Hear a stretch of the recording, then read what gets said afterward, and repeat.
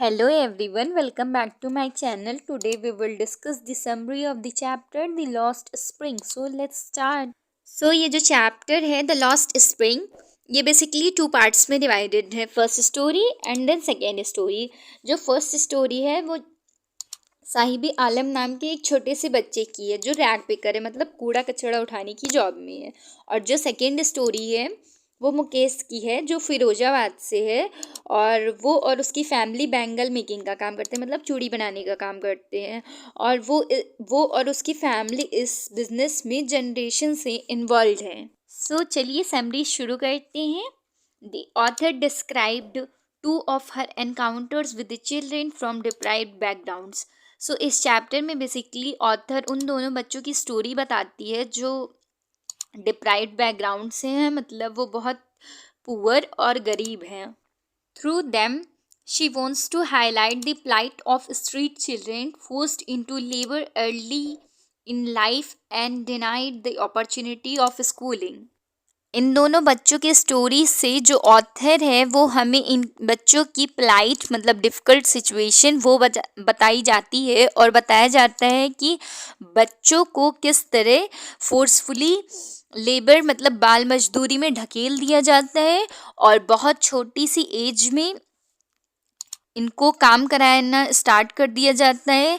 और एजुकेशन की एज में इनको स्टडी करानी चाहिए, और बट वो नहीं कराते और इनके ड्रीम्स को कैसे किल कर दिया जाता है. Also she brings out the carelessness of the society and the political class towards the sufferings of the poor.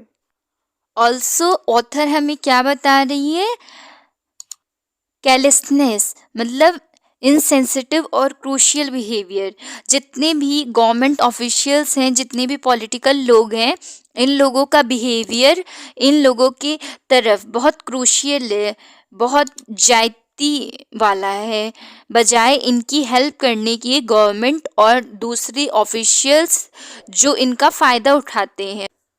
The first encounter is with a rag picker boy named Sahibe Alam, who migrated from Bangladesh in 1971 and lives in Simapuri in Delhi.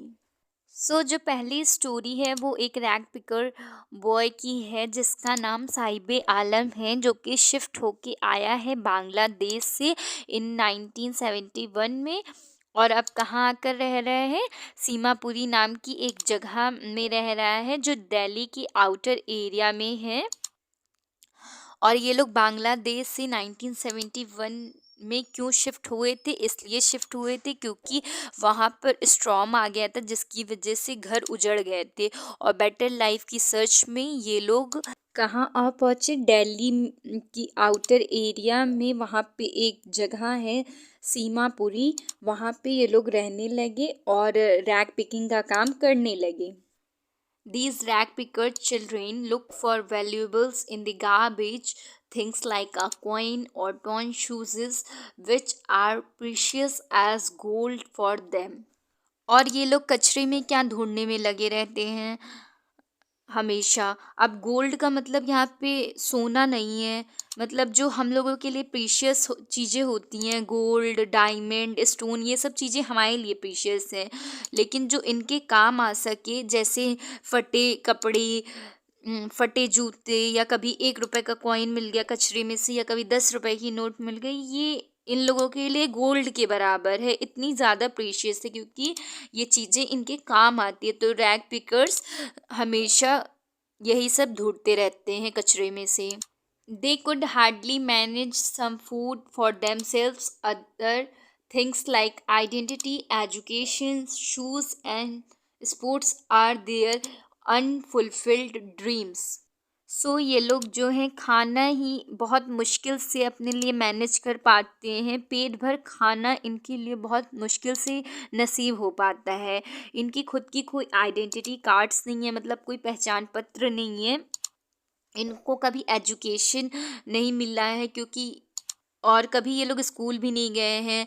Shoes where करने को नहीं मिला है क्योंकि ये लोग हमेशा barefoot रहते हैं, और उसका रीज़न देते हैं कि हमारे यहाँ पर रिवाज है नंगे पैर रहने का, क्योंकि इन लोगों ने अपनी पुअर्टी, अपनी गरीबी को बहुत ही बुरी तरह एक्सेप्ट कर लिया है, और इन्हें भी पता है कि ये लोग कभी भी शूज़ अफोर्ड नहीं कर सकते और ना ही अच्छे अच्छे गेम खेल सकते हैं। ये चीज़ें इन लोगों के लिए उस ड्रीम की तरह है जो शायद ये लोग कभी पूरा नहीं कर सकते हैं। Their parents scrounged the garbage, searching for things that helped them survive, afford food, clothing, and shelter for the family. तो वो जो बच्चों के पेरेंट्स हैं उनके लिए कूड़ा कचरा उठाने का मतलब रैग पिकिंग का मतलब अलग है, और जो बच्चों के लिए रैग पिकिंग का मतलब अलग है।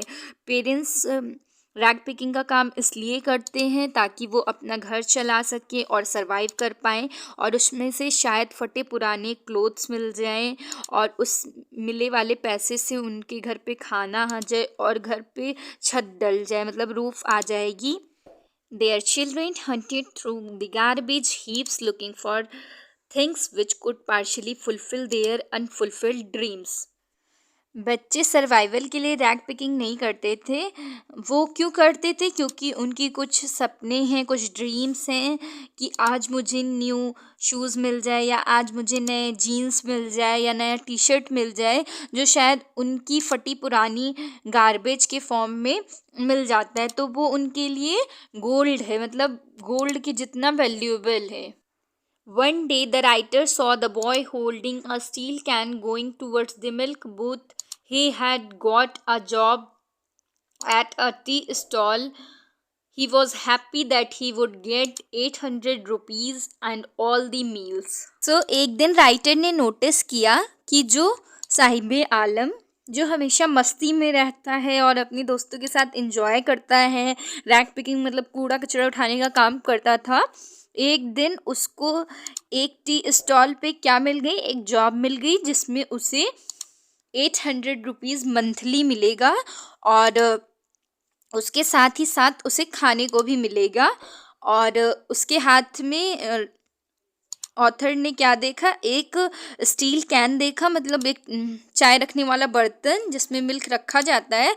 तो ऑथर ने उसको वहाँ टी स्टॉल जाते हुए देखा। The writer noticed that Sahibe had lost the freedom of being his own master, which he had enjoyed as a rag picker.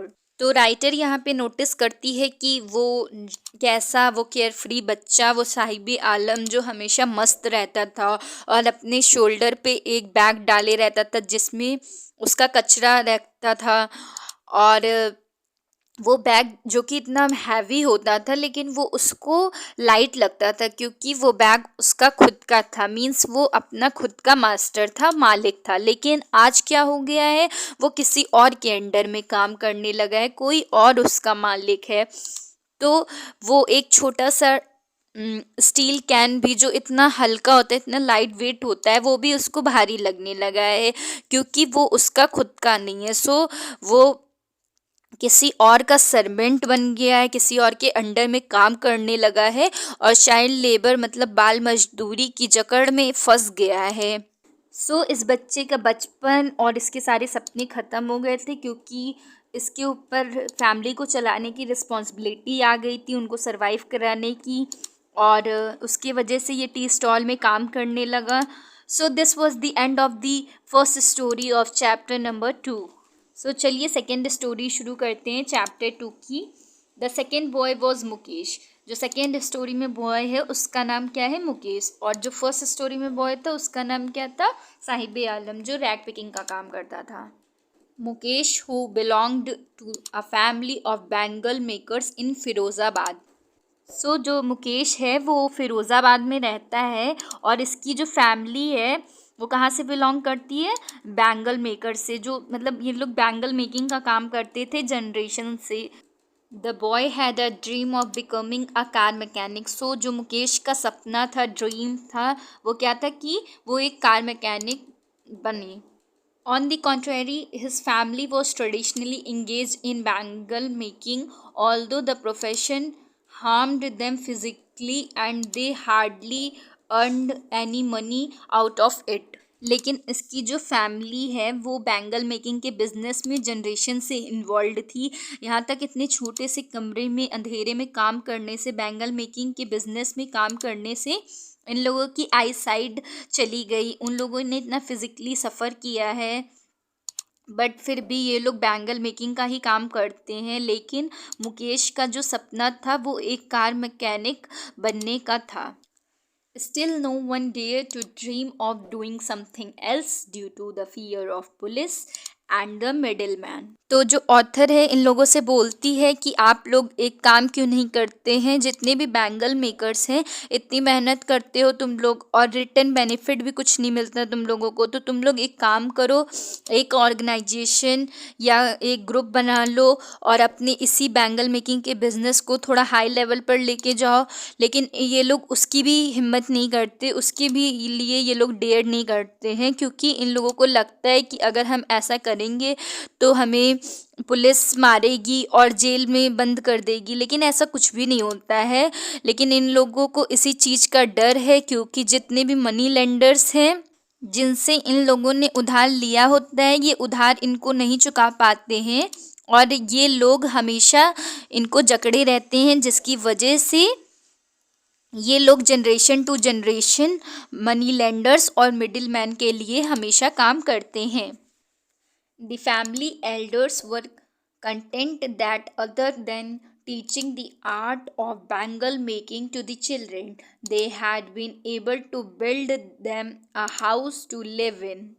सो जो फैमिली है वो बहुत ही कंटेंट है, मतलब मुकेश की फैमिली जो है वो बहुत ही सेटिस्फाइड है कि हमने तो अपने बच्चों को बैंगल मेकिंग का आर्ट सिखाया है, मतलब ना हमने स्कूल भेजा है अपने बच्चों को और ना एजुकेशन कराया है, लेकिन ये बैंगल बनाने की कला अपने बच्चों को सिखाई है और रहने के लिए घर दिया है। और वो इतने प्राउडली कह रहे थे जैसे उन्होंने बहुत बड़ा काम कर दिया है, कि पूरी उम्र उन्होंने बैंगल मेकिंग का काम किया है और अपने बच्चों को छोटे से हट में रहने की फैसिलिटी दी है, जैसे और सारे लोग रोड पे रहते हैं। उन्होंने तो अपनी फैमिली को रहने के लिए घर दिया ही नहीं है।